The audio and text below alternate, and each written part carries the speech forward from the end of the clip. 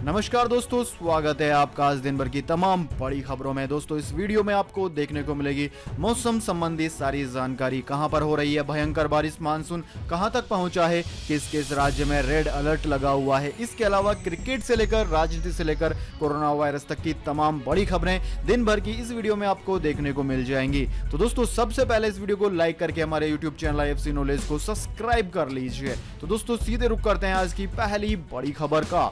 गुजरात की साबरमती नदी के पानी में मिला कोरोना वायरस, 2 तालाबों का पानी भी मिला संक्रमित। जी हां दोस्तों, बड़ी खबर है। गुजरात के अहमदाबाद शहर की लाइफलाइन कही जाने वाली साबरमती नदी में कोरोना वायरस के मिलने की पुष्टि हो गई है। कुछ समय पहले नदी से लिए गए पानी के सैंपल जांच में संक्रमित मिले हैं। इस खबर से ही पूरे राज्य में हड़कंप मचा हुआ है।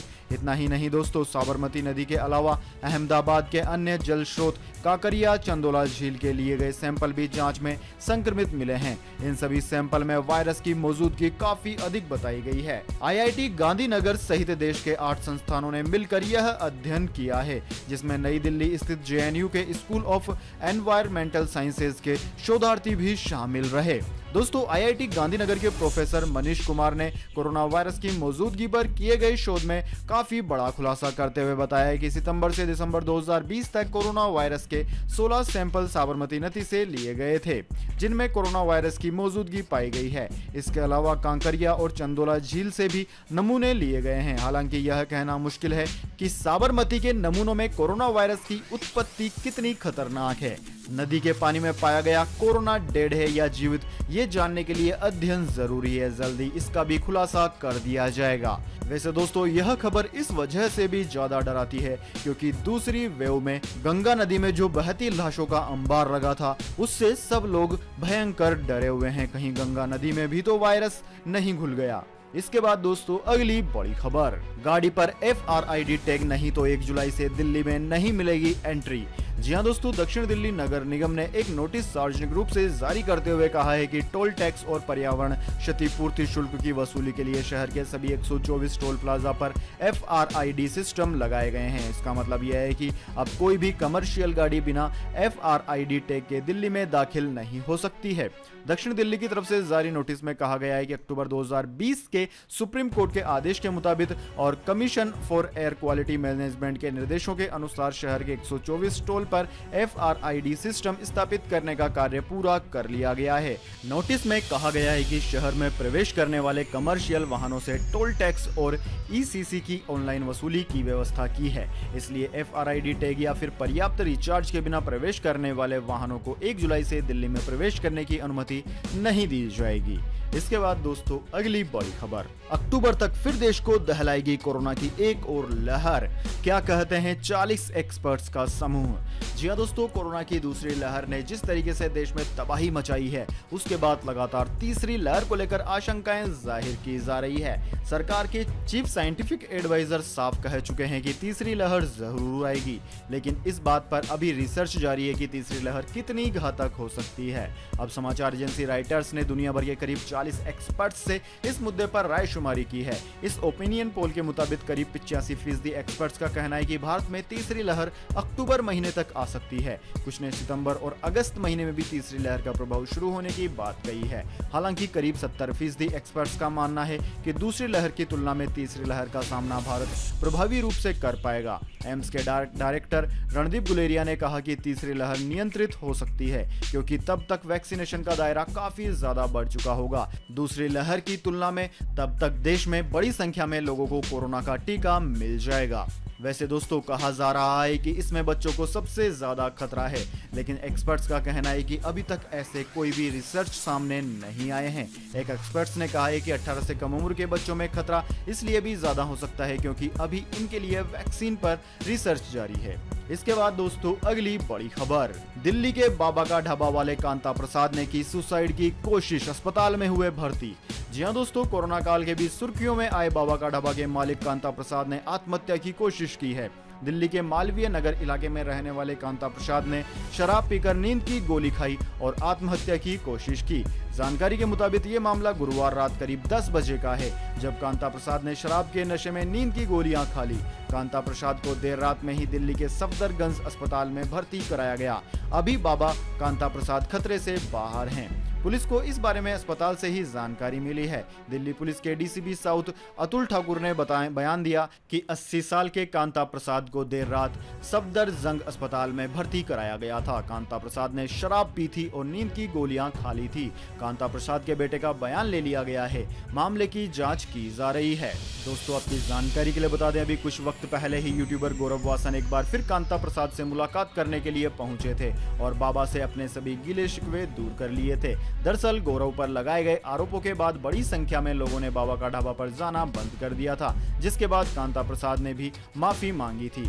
ऐसे में गौरव वासन ने वहां पहुंचकर सभी गिले शिकवे दूर किए थे और कहा था कि माफ करने वाला हमेशा ही बड़ा होता है। लेकिन अब इस मुलाकात के कुछ ही दिन बाद ही कांता प्रसाद के आत्महत्या करने की कोशिश की बात सामने आई है। इसके बाद दोस्तों, अगली बड़ी खबर, दुनिया के 29 देशों में पाया गया कोरोना का नया वेरिएंट लैम्डा। WHO को चिंता, कहीं पूरी दुनिया में न फैल जाए यह स्वरूप।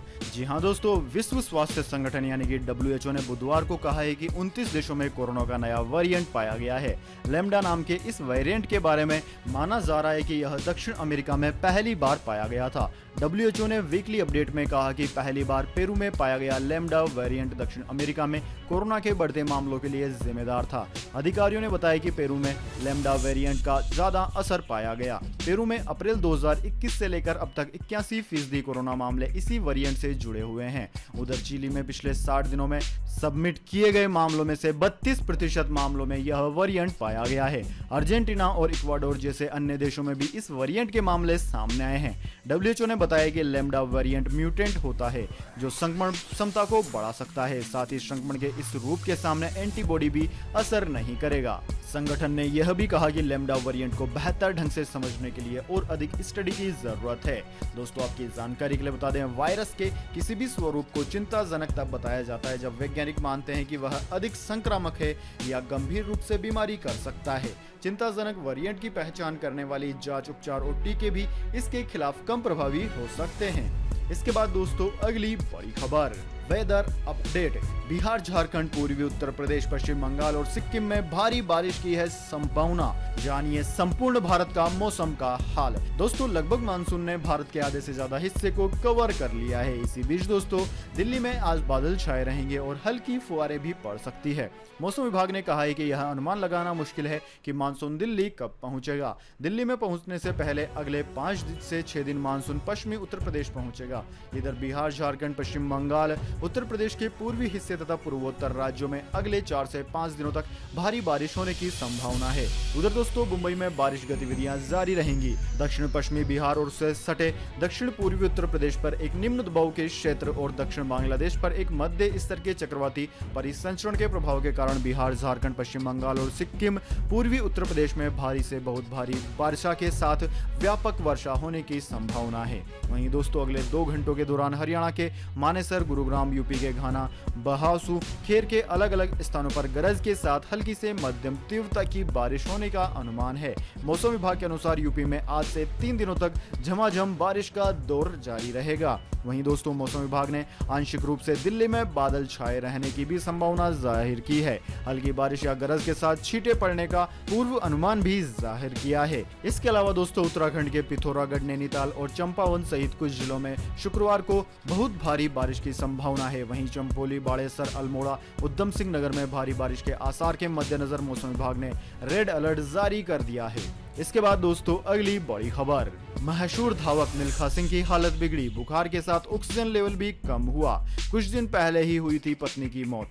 जी हां दोस्तों, भारत के महान एथलीट मिल्खा सिंह की तबीयत एक बार फिर बिगड़ गई है। उन्हें 2 दिन पहले ही PGI चंडीगढ़ के कोरोना ICU से प्राइवेट वार्ड में शिफ्ट किया गया था। सूत्रों के मुताबिक 91 साल के इस एथलीट को गुरुवार देर रात बुखार आया और उसका ऑक्सीजन लेवल भी कम हो गया था। फिलहाल डॉक्टरों की टीम उनकी सेहत पर नजर बनाए हुए है। हालांकि अस्पताल प्रबंधन की ओर से इसे लेकर कोई जानकारी सामने नहीं आई है। दोस्तों, 2 दिन पहले ही मिल्खा सिंह की कोरोना टेस्ट रिपोर्ट नेगेटिव आई थी, जिसके बाद उन्हें PGI चंडीगढ़ के कोरोना ICU से प्राइवेट वार्ड में शिफ्ट कर लिया गया था। अगले दिन उनकी देखभाल कर रहे डॉक्टरों की एक टीम ने यह जानकारी दी थी कि उनकी हालत स्थिर और उसमें सुधार हो रहा है। इससे पहले उनके परिवार ने कहा था कि मिल्खा की हालत अब स्थिर है।